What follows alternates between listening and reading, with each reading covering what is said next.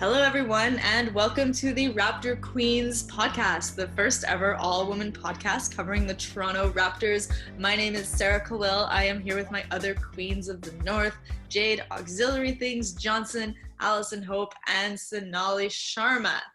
The Raptors, as of 30 minutes ago, just completed their first ever series sweep, defeating the Brooklyn Nets in Game 4, 150 to 122. This is the first sweep in Raptors franchise history. It is a big week for the Raptors. We are going to get into that. Other reasons that it is a big week for the Raptors: Nick Nurse wins Coach of the Year by a large margin. We'll cover some of that. Masai Ujiri, 1 year later, vindicated. We'll cover that as well. And of course, we have our King of the North, our Jester of the Week. And you know what? It's the playoffs. We got to look at some of these other series. Philadelphia, kind of a dumpster fire. The Clippers, well, maybe not exactly what Kawhi was hoping or expecting. And Luka Doncic with some outstanding performances. All right, so let's jump into it. Thank you everyone for tuning in. And here we go, beginning with the Raptors playoff sweep against the Brooklyn Nets. So you know what, let's actually start with some acknowledgement of the Brooklyn Nets. Allison, what really stood out to you about the way that Brooklyn played against the Raptors this series? I was really impressed with the way that Jacques Vaughn had them prepared. They were very businesslike. They were working very, very hard. And I think I'd commented before, Jared Allen, I don't remember having that little 10-foot jumper. He's very active on the boards.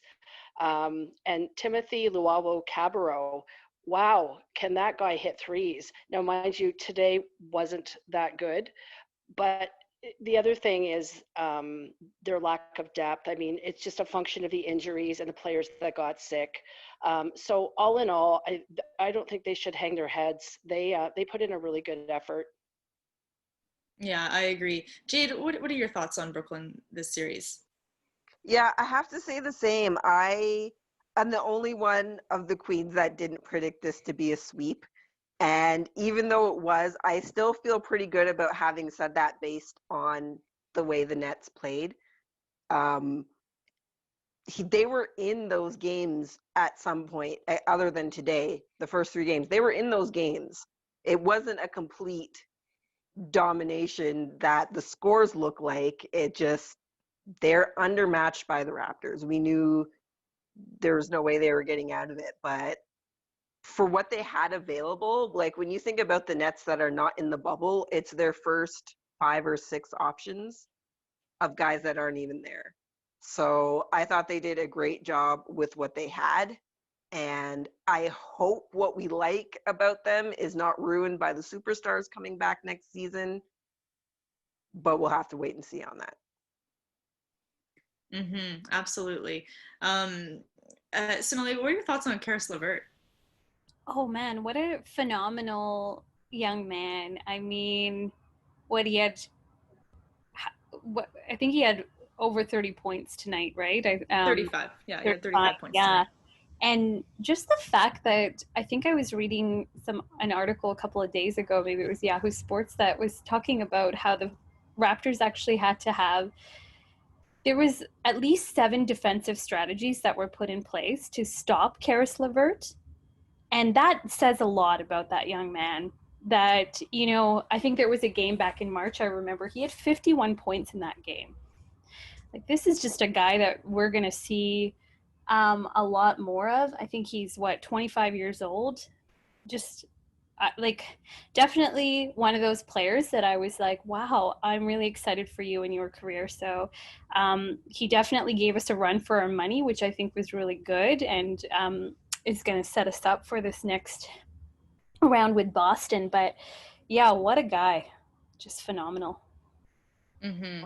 Yeah, I was really struck by a couple things about the Nets. One thing that stood out right off the bat was their character. And I do think, Allison, to your point about Jacques Vaughn, he instilled a competitive spirit in these guys, notwithstanding the fact that weren't going to win, they showed up to play, and I appreciate that. Some really interesting inside offense. The number of times they would slip by the Raptors for the dunk or the alley-oop or easy layup throughout the series was more than I think I'm used to seeing against the Raptors. So that was really interesting. Karis LeVert, outstanding player. I'm really interested to see how he'll integrate with KD and Kyrie. And yeah, Allison, you had something else? Yeah, if you were Sean Marks, I wonder if he's having second thoughts about building a team around Kyrie Irving when he's watching Karis LeVert do what he did in that series. Like, kind of makes you wonder. Yeah, Jade. Yeah, to Alan's point, I asked this on Twitter during the game. I wonder if Karis LeVert is one of the players, the teammates that Kyrie did not mention in that interview earlier in the season. I feel like he might have been. So I wonder if he was, if LeVert was, taking the opportunity to be like, oh, you don't think I'm part of this? Let me show you what's what. Yeah, I feel like you just can't count on Kyrie not to start drama, and that's part of the problem. And I feel like you can't necessarily count on KD not to add to it. And so for me, part of what was so exciting about watching or what was really encouraging about watching Brooklyn was, like I mentioned, the character. And man, if KD and Kyrie can integrate into that character and add to it in a way that's super positive, I think the Brooklyn Nets fans are going to have so much to look forward to over the next few years. And just shout out to everyone on the Brooklyn Nets team. You showed up, you played hard, and I hope that you gained the experience that you can when you play against a defending champion that is at its absolute elite level. So, Ooh, like, are you going to be Mufasas or are you going to be Scars? Yes. Ooh, Lion King references. Thanks, Sonali. All right, so speaking of elite teams, Raptors, they did what they were supposed to do this series. They were supposed to beat Brooklyn, and in a sweep is not overly surprising to most people. So, Allison, we will start with you. What do you think the Raptors did right in this series that had them complete the sweep? So I think it starts with their approach. It was a very professional series. I don't think, aside from game two, there was never really any doubt. And that coming from me, who's a serial doubter, I like the way that I can't remember which game it was. They put Kyle and Fred and OG and Pascal on LeVert. So he really got a whole series of different defenders thrown at him. That was impressive. I liked the way Nick Nurse rode the hot hand today, especially with Serge. I mean, Mark started out well, but he stuck with Serge and it paid big dividends. I'd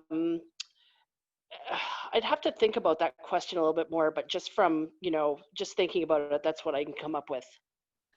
Jade, just riding off what Allison just said, and we look at Mark's performance and then Nick deciding to stick with Serge primarily this game in the center position.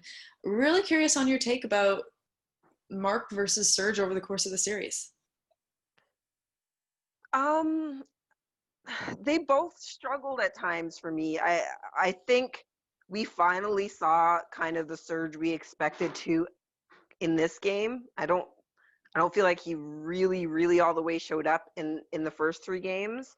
And I think Mark has still yet to show up to the level that we are expecting him to. I think that's still going to happen, but he's still a year older than he was last year. There's a reason he wasn't signed to a super long-term contract. So maybe this is just going to be what Mark does. And he's still not a liability out there. He's still, he's not missing coverages. He does what he needs to do defensively. He still makes the right pass. And maybe that's just what his contribution is going to be for the rest of the time he's with the Raptors. Okay, so you're kind of in the accepted as it is group. And I mean, as long as we're winning, right? As long as we can't point to a player and be like, well, if it wasn't for you doing that, yeah, that's kind of my approach. Interesting. Okay. Sonali, what do you I mean, it was a clean sweep, so there's not much you can ask for. Also, you don't want to show all of your cards before you go up against Boston, but was there anything to you that you wanted to see that you didn't see in this series? Yeah. Um, that's a really good question, Sarah. I mean, I have to agree with I have to agree with Jade on Surge. Like I was sort of curious as to when he was going to wake up. He was sort of napping in the first couple of games. What I didn't anticipate but did see, and now I'm just kind of manipulating your question because I feel like clean sweep is a clean sweep, and so now I can't remember any of the flaws that were in our game playing because we we got this series. That's fair. But it was these performances by Stanley Johnson and Paul Watson the third, right? Is that what he is? Is he a third or is he? Oh no, that's just his junior. Instagram. He's a junior. Paul Watson Jr. Yeah, he's on Instagram. People follow him. He's looking for more followers. But just seeing the bench perform the way that they performed was, I was really surprised that. At some of the performances and some of the starters where I was like, where is even some of Norman's performances. Like there was, I think it was you, Jade, that said that there's a difference between playoff Norman and smart Norman. So, the basketball EQ Norman or the, that Norman that we've seen in the regular season versus the playoffs. So I think what I'm looking forward to in Boston, and I'm like manifesting this, is more of playoff Norman, like full blown playoff Norman. Yeah. Okay, Allison, you want to respond to that? I just want to jump in. I'm really surprised we didn't see more of Chris Boucher against Jared Allen. I think that would have been a really good matchup. And I was kind of surprised that Nick Nurse didn't insert him more, especially, I want to say it was game 2 when we were having such trouble with his length and his putbacks. Go ahead, Jade. I am not surprised because I think from a coaching standpoint, Chris Boucher is being a bit of a secret weapon. If, in upcoming series, someone's going off on us and we need a different look to try and stop him, the Nets was always in the bag. So why play your hand when we knew we were going to get out of the series anyways? All right, what other secrets do you think were deliberately kept or not put on display in anticipation of the Celtics, the Bucks, and whoever comes out of the West? I think so or much. Or the Heat. I should discard them. Since I'm not a coach, like I can only imagine what Nick Nurse is stockpiling in terms of looks and strategies and lineups and things like that. And especially because like it's super exciting that we got that sweep, but I can't overstate how much we benefited from the Nets being as depleted as they were. Like, I can't read too much into this, knowing we've got Boston and then probably the Bucks after that. Boston's going to be tough. They've already beat us more times than we beat them this year. Brad Stevens is one of the only coaches in the NBA that's as close to as inventive as Nick Nurse is, has close to the same buy-in.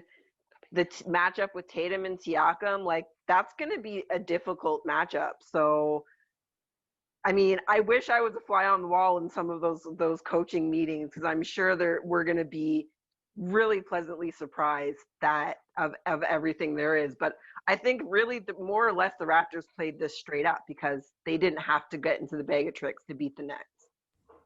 That's true. Yeah, okay. I have no reason to doubt anything you just said. I completely agree. So that's fine. All right. Well, it seems like we're heading in this general direction anyway. So let's do a Boston preview. And Sonali, we'll start with you this time. I'm picking on Allison, making her go first over and over again. So Sonali, over to you. What are you predicting in terms of what we're going to see in the Boston series? Oh, wow. So, I mean, yeah, these are guys that have won 3 games against us and we've only won 1. So I think I've said it multiple times that Boston is the only team next to Miami that I'm very worried about for us. Yeah, so I mean, the one thing that I am like, they're smaller guys than the Nets were. The Nets are. They're still small guys. They're still bigger. So the matchup, I mean, now that I'm thinking about them, let's crush them. But watching them against the 76ers, this was a team that was just also very depleted. So going back to that point of we just beat the Nets and the Nets were quite depleted. I think the matchup is going to be very interesting, very intense, and I think there's going to be a lot of scrappy. There's going to be a lot of foul calling in this matchup between this series. I'm predicting a bit more of a rougher series for us in this sense. Okay, interesting. Jade, what's your take on the upcoming series? Yeah, so my feelings changed a couple times today with how things went kind of throughout the day. I have thought, I mean, obviously Boston had to be a harder series than the Nets were this year. That was a given.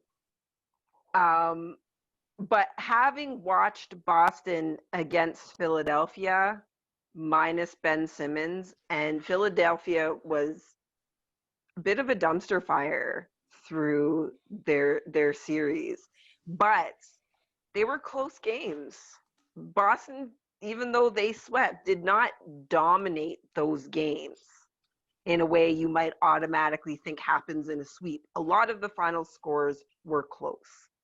So that left me feeling less nervous about Boston than I was when that series started, because if they can't be a little more dominant against the Sixers, such as they are, the Raptors are a better cohesive unit. They're a better team.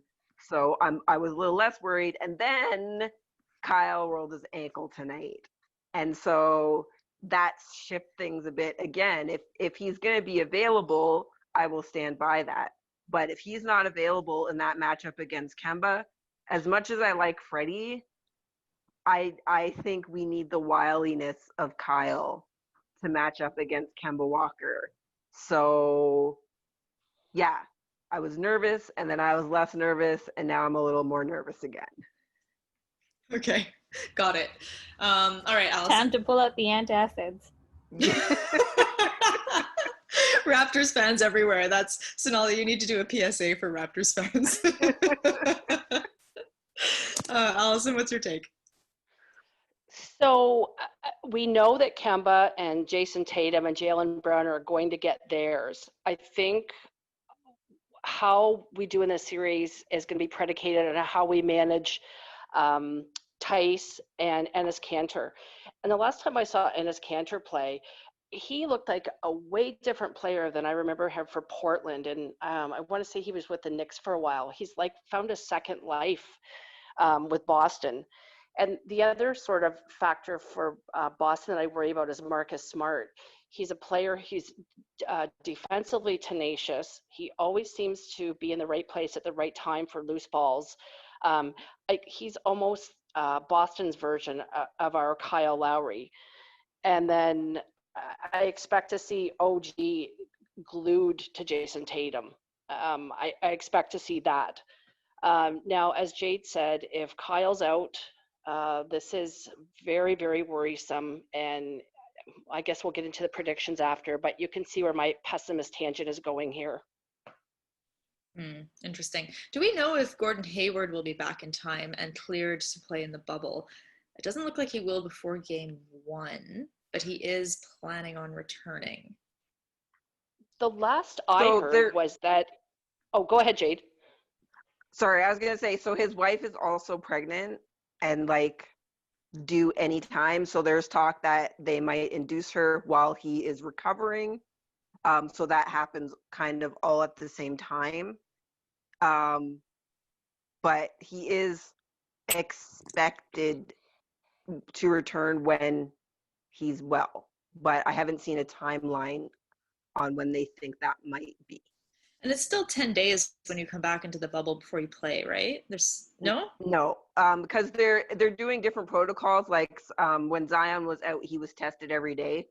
So because he tested negative every day, he only had a 48-hour quarantine once he got back in and continued to test negative. So the protocols are not set in stone, but there is leeway depending on how a player handles it when he leaves the bubble, if he handles things properly. Okay, Allison, go ahead.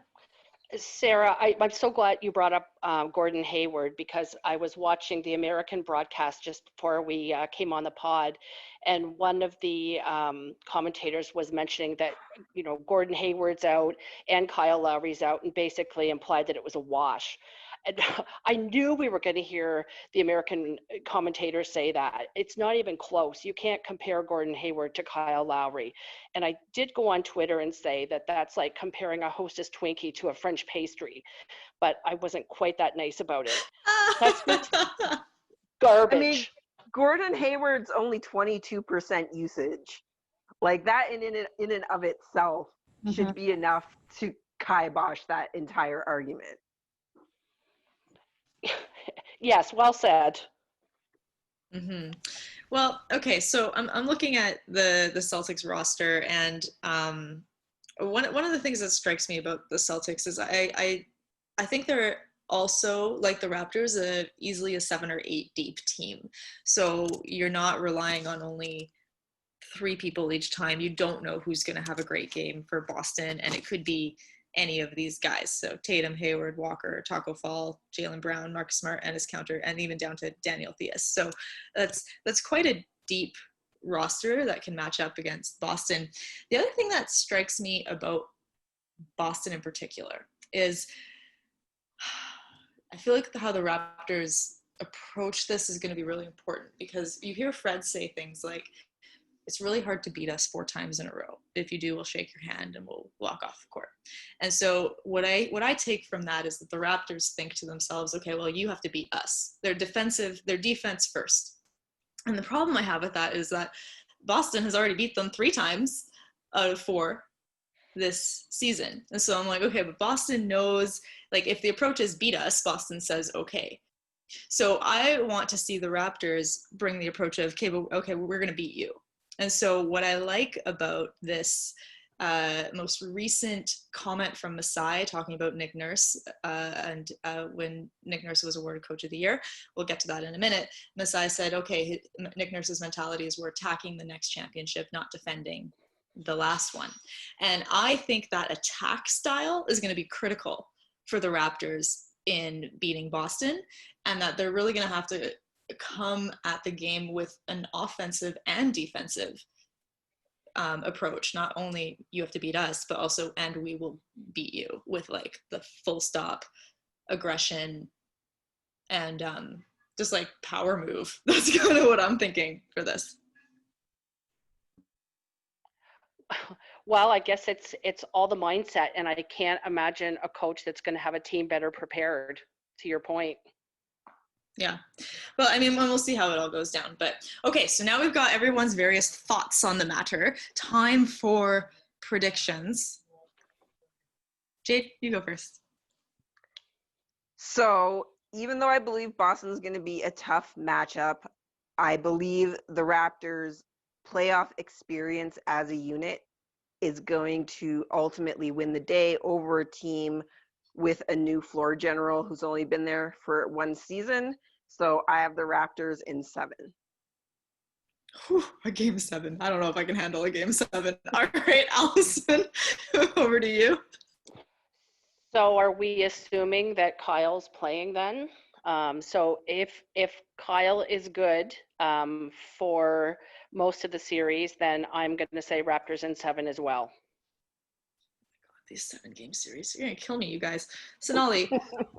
Wow. Okay.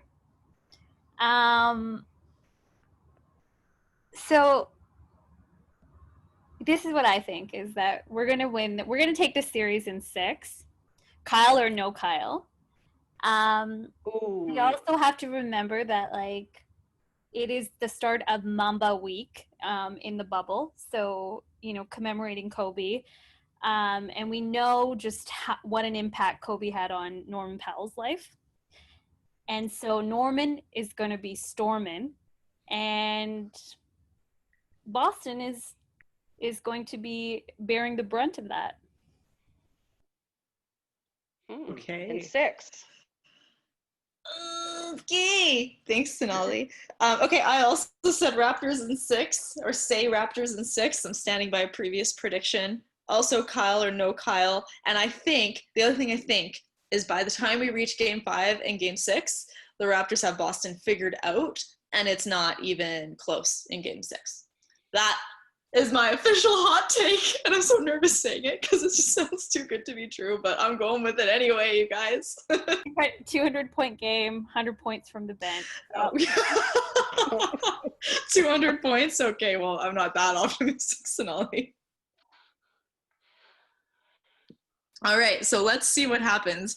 I love that this pod still thinks it, that all of us think the Raptors are going to win. I want to say, even though that's my official prediction, I also don't think it's a given. I think that this is a team that the Raptors need to, they'll earn their win. That's what I think. All right. It's going to be a dogfight. Yeah, I'm looking forward to it. Whoo, the tension, I can already feel it. All right, so let's move away from this. Thank you, everyone, for your excellent takes on Brooklyn and also now the Celtics. And let's have a quick little acknowledgement and celebration of Nick Nurse winning Coach of the Year for the Toronto Raptors. That was really fantastic. So Nick Nurse took 90 out of a possible 100 first place votes. This is very well deserved. Ladies, what do you guys want to say about this? Let's start with you, Sonali. Woohoo! Just so exciting. It was so well deserved, and just this sort of Canadian support that we saw in the months leading up to this. And I thought what was really cool today, I don't know if you guys noticed, but like in the virtual fan section, his wife was sitting there watching the game tonight because he was getting commemorated for this. And so it was, yeah, it just felt it was the right choice. And I was not surprised that there was that many votes that were in favor of Nick. And wow, Coach Nurse, what a journey he's had. And excited to see what he's going to do to take us to our second title. Fingers crossed on that one. Allison, your thoughts? He's just had such a circuitous route to get to where he is now, and I think a lot of his trials by fire, they've obviously shaped who he is. To be able to, take a roster that's in flux somewhere in England, that players aren't showing up because they've been traded, and to come up with something, something great out of that. And then his D League or G League tenure, and I believe he was Coach of the Year there too. And it was really kind of whimsical to hear him talk about one really low night he had in England, and he was kind of mulling over career choices because he wasn't having fun. And I think he said real estate and rec center director. And it's just a damn good thing he stuck with it, because he's so innovative. And I think his personal style just lends itself very well to coaching NBA players. he's laid back, but obviously intense in a lot of ways that we don't see, and he definitely has the room with his team. So I couldn't think of a better coach in the NBA. Absolutely. Which is the point of that whole award. And actually, Allison, as you were speaking, I couldn't help think about, like, you know, some of the like teachers and professors that you have throughout university and school, and there are, at least from my experience, there were professors that were there to do the research and not do the teaching, and then there are professors who are doing the teaching and listening to their students to be better teachers. And I think Nick is the second, is that he actually cares and values each of the players, regardless of if you're a bench player or a starter. And he wants to bring out the best in you. And I think, going back to one of our favorites, what I have really enjoyed seeing is just how Chris Boucher has flourished under his wing. And I don't think Chris Boucher could be the player that he is turning out to be without someone like Nick Nurse. Beautifully said. Jade, your thoughts? So I'm going to keep it short and sweet. We're used to the U.S. media not giving the Raptors a fair shake. So I am happy that, although there is some Canadian media involved in the voting too, it is mainly U.S. media. So thanks for getting it right for once. Yeah. Congratulations, Nick Nurse. Well done. Very happy for you, and it's deserved. All right, let's move to our favorite segment, the King of the North segment. But before we do that, just a very quick shout out to the king of our pod, our editor, Stefan, who makes our life so much easier. You all might not know this, but every week we have somebody volunteer. Stefan, he volunteers to edit our pod, and it makes a world of difference for all of us that you help us out that way, and just want to publicly acknowledge you. Thanks for doing this and helping us out. Greatly appreciated. Woohoo! All right, so we will now move into the King of the North segment. So we are covering all 4 games. It's Monday, Wednesday, Friday, and Sunday's games. Ladies, who deserves it? Allison, we'll start with you. Who's your King of the North this week? King of the series. So I'm going to go with Fred. He is completely in the zone from distance, looking very comfortable from 3. He had a really good series, so I'm going with Fred. Me too. Oh. Okay, Sonali, go ahead. No, I just wanted to tag along on that journey and just say everything that Allison said. So, steady Freddy. Beautiful. Jade? I'm going to give it to Matt Thomas this week, as somebody who earned himself some playoff minutes from being someone I didn't really expect to get first half playoff minutes this season. I've been really happy with him in the bubble, especially last week in this series. His shooting has gotten better. He's bringing the ball up the court. He's doing it on defense too. And he's just turning out to be an all-around serviceable player and more than just a shooter. Yeah, interesting. So King of the North status, hey? You'd give it to him for that. I'm going to give it to him. I'm going to give it to him for that. All right. It's not easy to earn playoff minutes that close to the playoffs. That's true. Yeah, that's true. Okay. And yeah, one thing I will say about Matt Thomas is every time he just stepped on the floor, Brooklyn smothered him. Yep. So they actually planned for him, which is maybe a surprise in and of itself. Yeah. Okay. Oh, go ahead, Allison. I'm pretty sure teams, know his numbers and know why the Raptors signed him. That's probably not surprising. What concerns me a little bit is just how he seems to have difficulty clearing screens, but that'll have to be a topic for another time. Okay, sounds good. As much as I want to give King of the North to Norman Powell, because I always look for any excuse to give King of the North to Norman Powell. I am also going to go with Fred VanVleet. I think he set the tone for the entire series, coming out the gate, game 1, continued game 2, and even though we had early fouls this game, it didn't even matter. So I saw this advanced stat, the concept of total points added, TPA, and Fred VanVleet was one of 3 players out in the top of the defense and top of the offense, and right next to him is Kawhi Leonard. And the tweet that referenced it, I can't remember who tweeted it, but basically it was like, oh look, last year's finals MVP vote getters are the 2 top players in the playoffs so far. And I mean, go Fred. Like, that's where he's at. Like, that gives me goosebumps to think of Fred as, you know, the finals MVP. And he's certainly making a case for himself in this series. And I think he did great. So, all right, let's move to our next one. Jester of the week.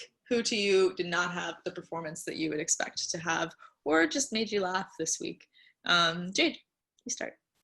I was so not looking for this week because I was just watching so much basketball.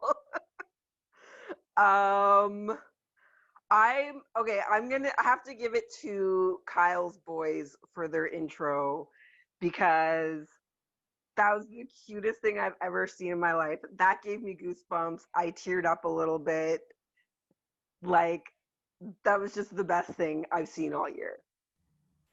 Oh, that's beautiful. Definitely a different take on what we usually do for Jester, but I appreciate the shout out to Kyle's kids. They absolutely stole the show of that intro. That was so cute. They're so cute. Oh my gosh. Allison, what about you? I just want to say that was a great choice, Jade.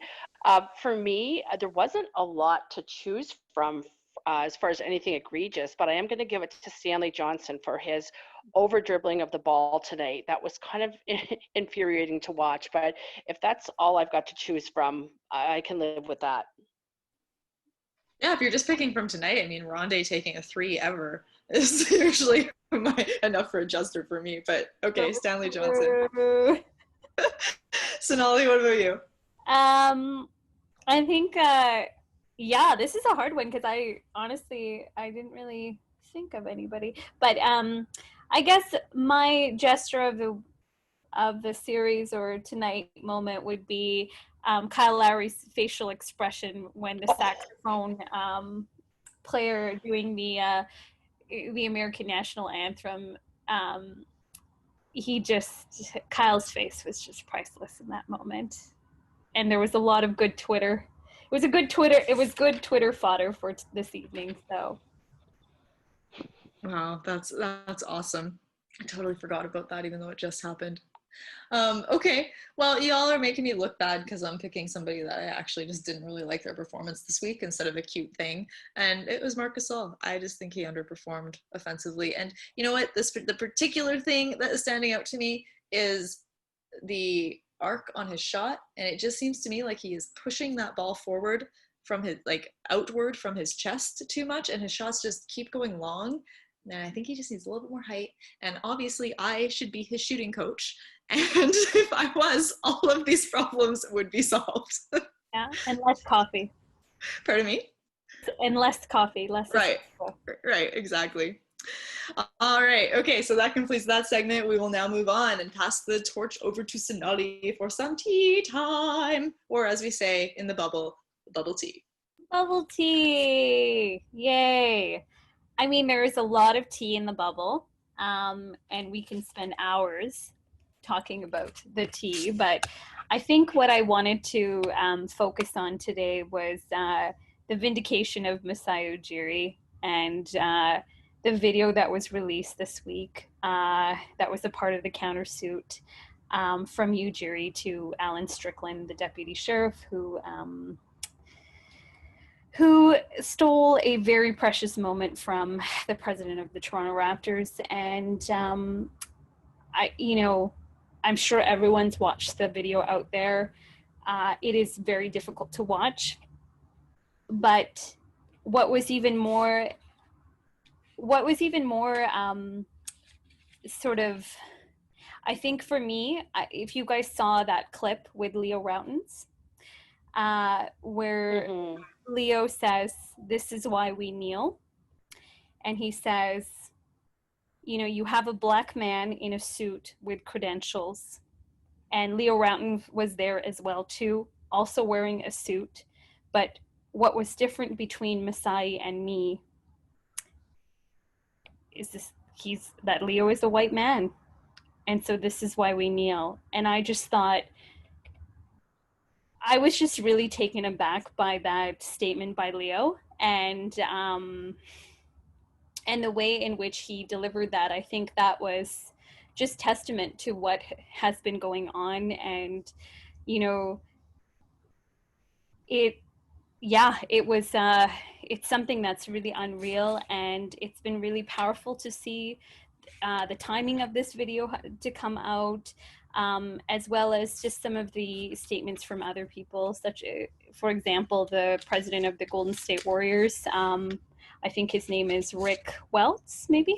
And even he tweeted, he said he was heartbroken when he saw that video. And even though, you know, Golden State Warriors had nothing to do with this, and the organization itself, but he said he felt he wanted to apologize to Masai because the game was in their territory and in Oakland at the time. So yeah, I think it's been a really, really sort of heavy week with respect to that. But what a beautiful vindication, and just the leadership from the Raptors and the statements from the players and all of the tweets that have flooded the Twitterverse. Yeah, feel really proud to be following this sport. Yeah, so in case you're one of the few fans that don't know what's going on, we certainly can do a quick summary. Last season at the championship, the Raptors just won. Masai tried to get on the court. The video that just came out is that when he approached the court, the security officer, Alan Strickland, pushed Masai, and then when Masai said, "Why are you pushing me? I'm the president of the Toronto Raptors," the security officer pushed him harder. So basically assaulted Masai, and as Sonali said, took away a really precious moment. Kyle Lowry stepped in, pulled Masai onto the court and away from the situation so that it didn't escalate further, and to make sure that Masai got to be part of the celebration. And all of this new video has just been released. Masai is now launching a countersuit because the Alan Strickland guy sued Masai, saying he assaulted him. And anyway, all of this is just total bollocks. And yeah, so that's what happened. And Jade, what are your comments? So the thing that I thought of when I saw the video, I mean, I think most Raptors fans, there was never any doubt that Masai didn't do that. I never questioned it for an instant.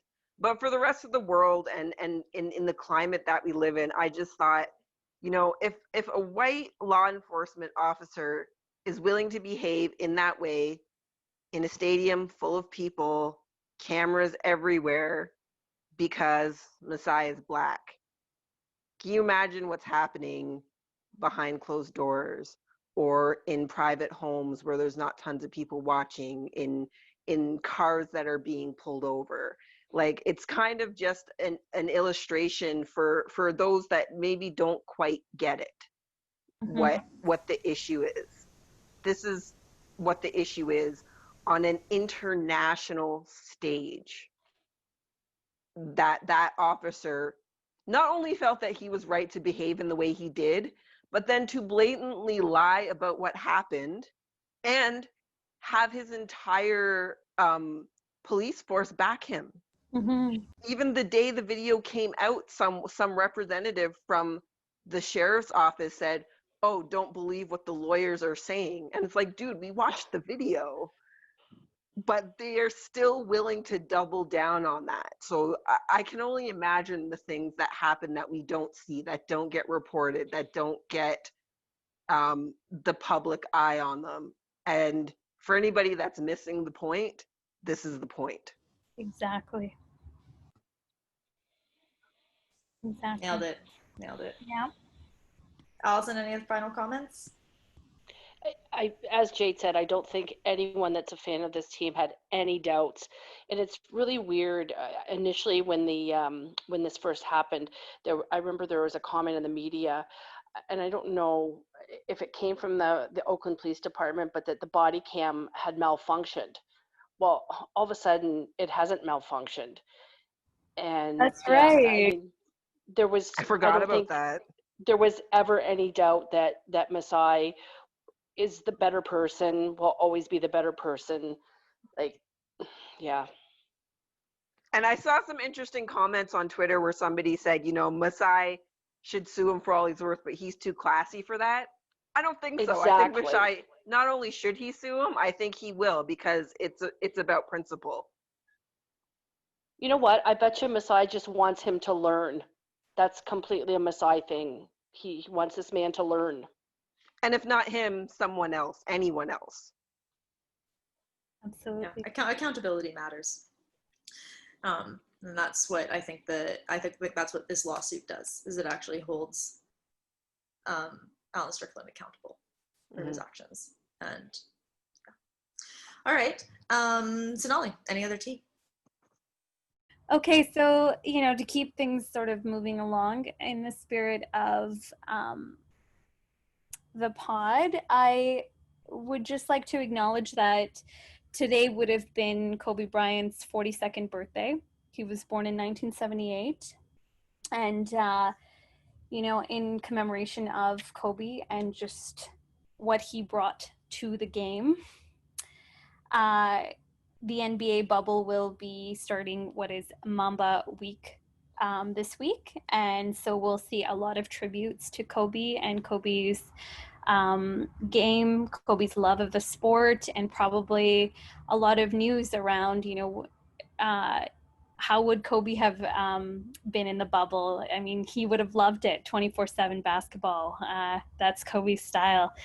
And a lot of the players that were really close to Kobe, for example, Anthony Davis, Chris Middleton, and our own Norman Powell, you will see that they'll all be sporting the signature Kobe sneakers on the court. And so it will be a pretty special week and a pretty exciting start to our series with Boston. So yeah, yay Kobe. Awesome. Kind of crazy that he was born on the 23rd and that was Michael Jordan's number, and also yeah. All right, well, thank you for the bubble tea. We now will move into some very quick coverage of some other series. As we know, Boston has swept Philadelphia. Okay, can we talk about Philadelphia? What is happening with the breakdown of their team? I don't think anyone on this pod is surprised that Philadelphia lost the series. We all knew that was going to happen. I'm a little bit surprised that they were swept. That kind of shocked me a bit. The other thing that surprised me and also did not was the meltdown of the team. Like Joel Embiid on the sideline, like with his head in his hands, and their body language, there's just so much on that team that's not working. Allison, your thoughts? So I wonder what an acceptable amount of time will be until the announcement's made to get rid of Brett Brown.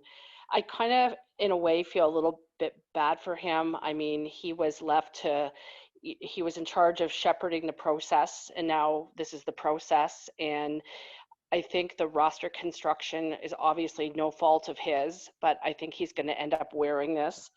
And the other thing is these huge contracts with Al Horford and Tobias Harris. I mean, they're really kind of hamstrung. And just looking back at their history of, first overall and high draft choices, this is what they've got to show for it. This is kind of an indictment of senior leadership here. Couldn't agree more. Jade? Yeah, I mean, I'm feeling pretty good about where Philly is, because I have caught it from Philly fans for articles I've written suggesting that just maybe this particular incarnation of the team isn't going to be successful. And then they underperformed in the regular season, and then they got swept in the first round of the playoffs. And it's like, so, Philly fans, what do you got to say now? Because you don't have to be a basketball professional to see that this roster doesn't make sense. Also, when you asked about kind of the meltdown, I think you're seeing how important Ben Simmons is to the personality of the team. A lot of conversation I see is of, do you keep Ben or do you keep Embiid? People are like, Embiid, he's a better player. I'm like, get rid of Embiid. He's a crybaby. He has an attitude problem. He's immature.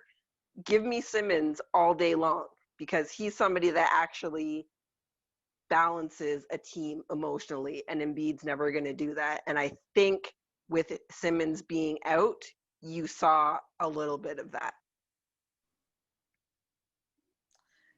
Give me, like, between Simmons or Embiid, I wouldn't take either of them. I also don't see Simmons as having the requisite maturity to lead a team.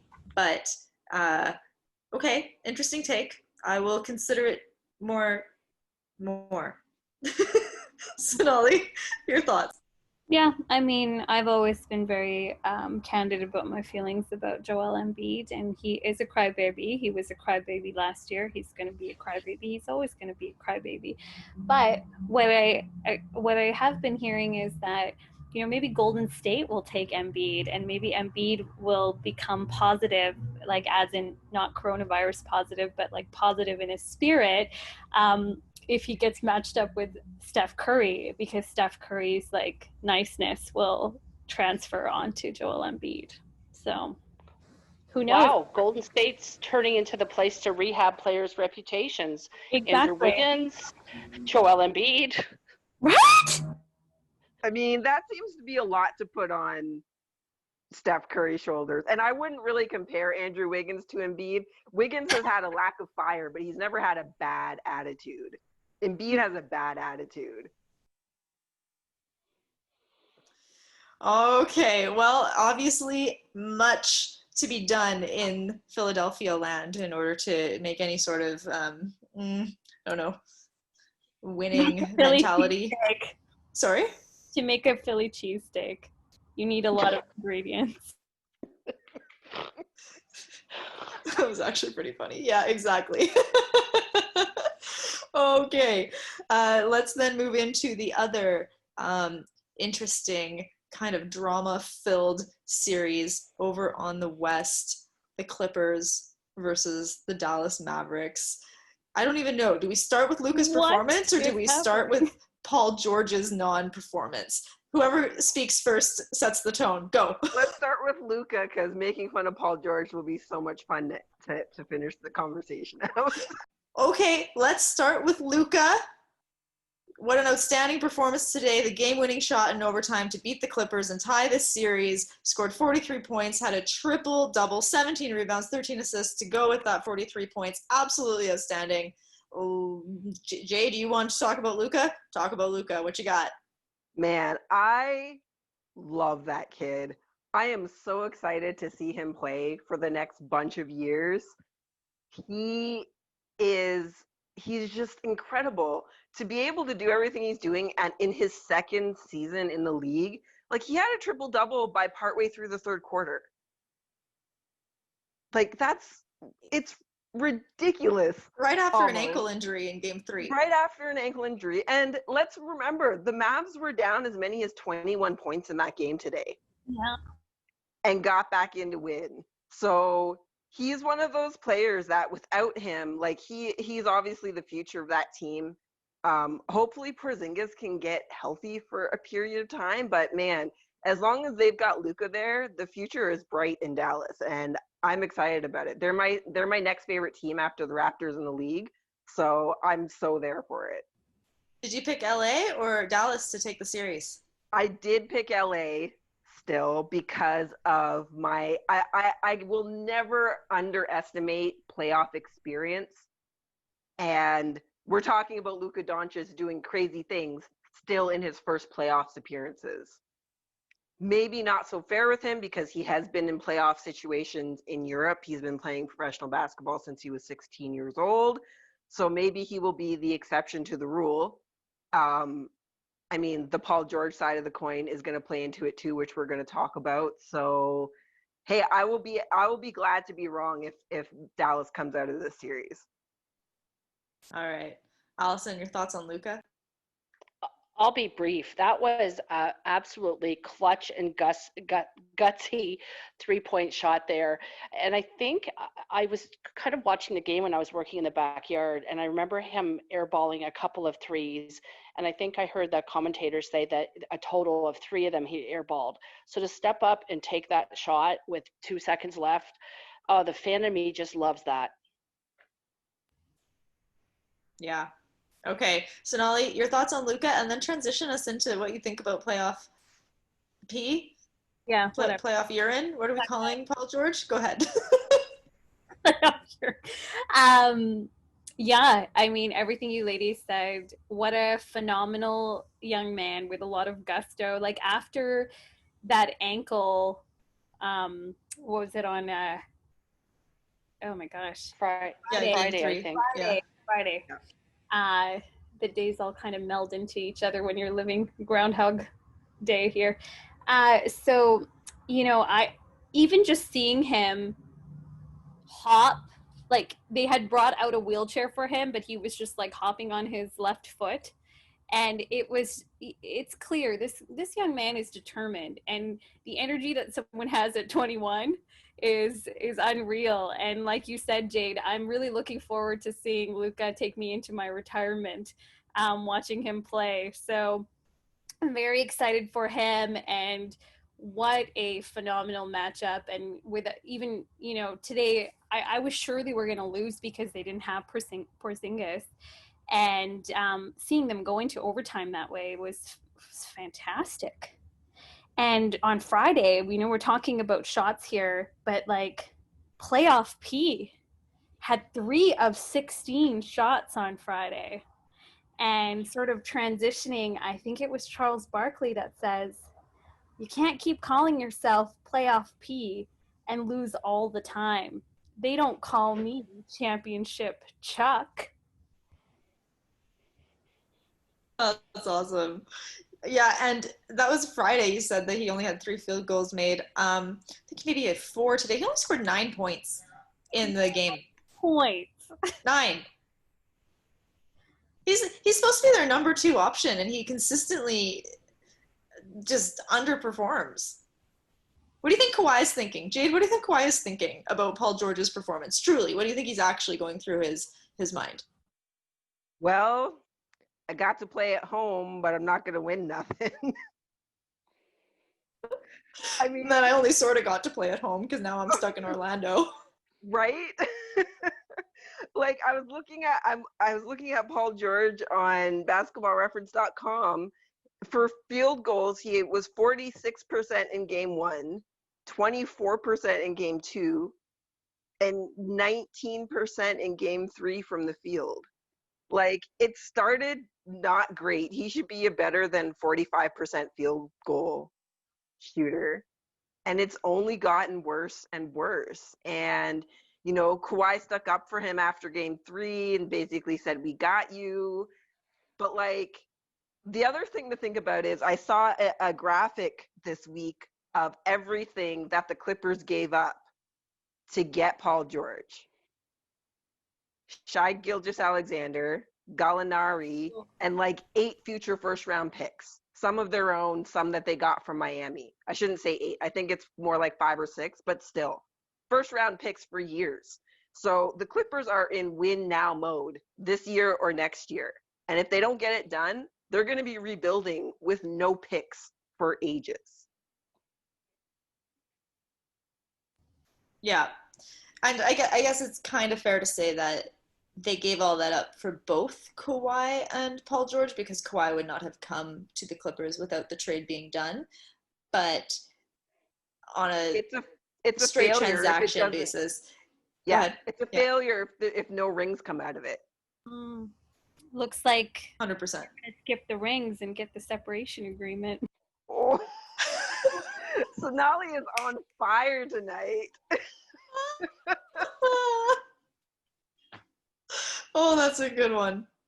All right, Allison, I know that there's a secret amount, or maybe it's not even secret. I know that you are secretly or not secretly gleeful about Paul George's performance. How come?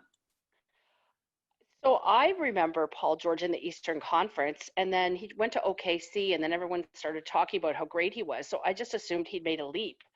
To me, this looks like the same player that played in Indiana, and this has got to be a colossal disappointment. And there's, I think, the now meme of Kawhi sitting on the bench just kind of with this vacant look on his face. And I mean, we can only imagine what he's thinking. But yeah, I never thought Paul George was all that. So I'm kind of not surprised.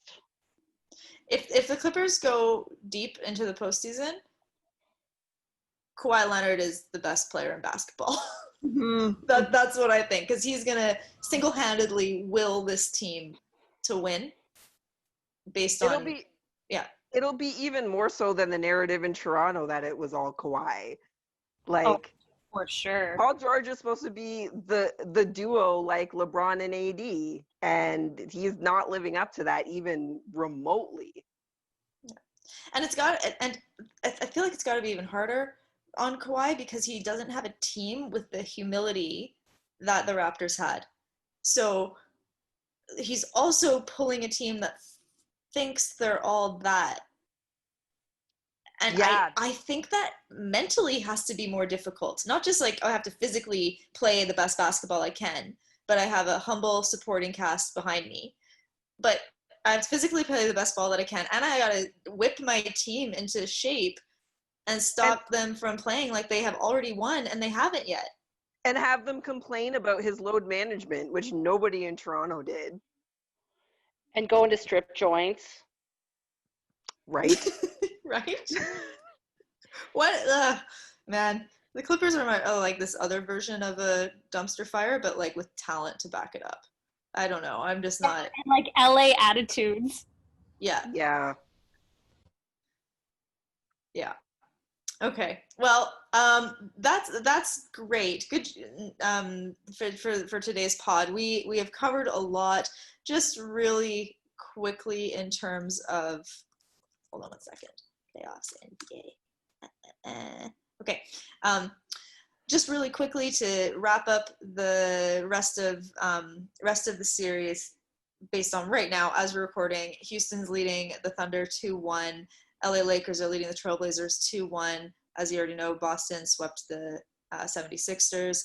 Clippers and Mavericks are tied at 2-2. The Nuggets, Utah is currently leading 2-1, and they're in the middle of Game 4. Milwaukee's leading 2-1 over the Magic. And the Heat are leading the Pacers 3-0. I don't think I missed any of them. I believe I've covered everyone. And if I miss someone, well, you can always check Google to see what's happening. So thanks, everybody, for tuning in. Final thoughts from any of you? Bring on the second round. We the norm. Go Raptors. Absolutely. All right, everyone. Tell your friends, Raptor Queens, anywhere you find your podcast, we're there too. So great to have all of you here with us. Go Raptors. Can't wait to beat Boston. Talk to y'all later. Bye. Bye.